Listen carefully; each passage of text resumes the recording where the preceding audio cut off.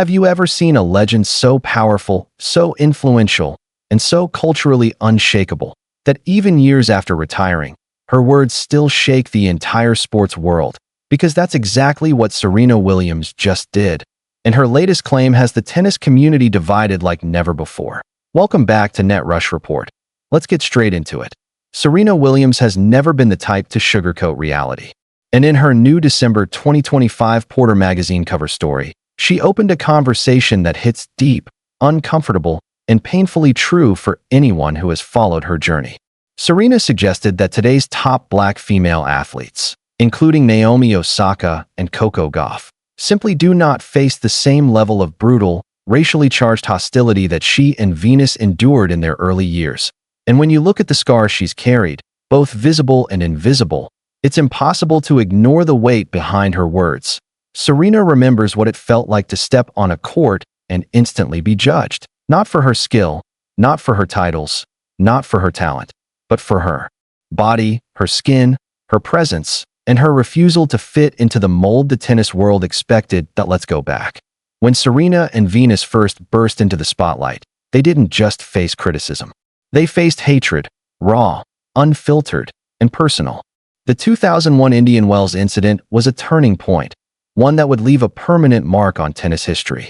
Serena, Venus, and Richard Williams were targeted with racial slurs, booed relentlessly, and attacked in ways no athlete should ever experience.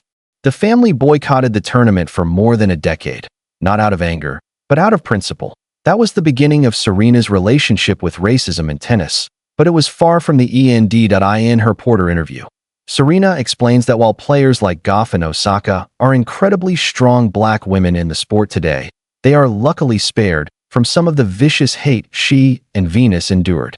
The world has changed. The culture has shifted. And as Serena puts it, the conversation around young Black women in sports has evolved. But Serena sees something different now, a new enemy. Not crowds, not tournaments, not governing bodies, but the internet. According to her, today's young stars face a type of trolling, comment section violence, and online harassment that simply didn't exist when she was coming up.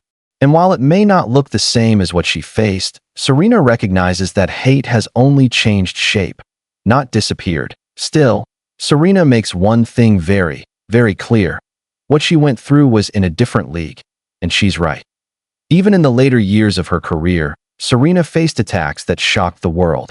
When she announced her pregnancy in 2017 after winning the Australian Open, Ilie Nastase, a former Grand Slam champion, made a racist, vile remark about her unborn child. He was banned for years by the ITF, but the emotional damage couldn't be undone. Then came 2018, Serena stepped onto the French Open courts wearing a black compression catsuit, not for attention, but for health reasons. Blood clot issues threatened her life after childbirth, and the outfit was designed to protect her. But instead of honoring that, French Open officials declared it inappropriate. It sparked outrage, not because of the attire, but because the same styles had been allowed before, worn by other players without issue. And once again, the whispers returned. Was it really about the outfit, or about Serena? Then there were the drug tests. Serena was vocal about being tested far more frequently than her white counterparts. She wasn't afraid to say it. Something wasn't right. And through all of it, she kept winning, kept competing, kept breaking records, kept carrying the weight of every Black girl who would one day pick up a racket and dreamed us. Oh, when Serena says today's stars don't face what she did, she isn't downplaying their challenges. She's highlighting the evolution and the long, painful road that she paved. Coco Gauff, who has become the face of young American tennis, has been embraced with the kind of support Serena never received at the same age. Naomi Osaka, despite dealing with her own mental health battles and media pressure, has not faced the same degree of racially driven criticism that targeted Serena for decades. And that's not luck. That's Serena and Venus. They walked so today's stars could run. They took the hits so the next generation wouldn't have to. They endured racism so the sport would be forced to confront it. Serena isn't asking for praise, she's simply pointing out the truth. The world is softer now because she survived it when it wasn't. And even though the hate changed forms, even though the trolls found new ways to speak, Serena's legacy is this: Black women in tennis are no longer fighting a system that refuses to see them.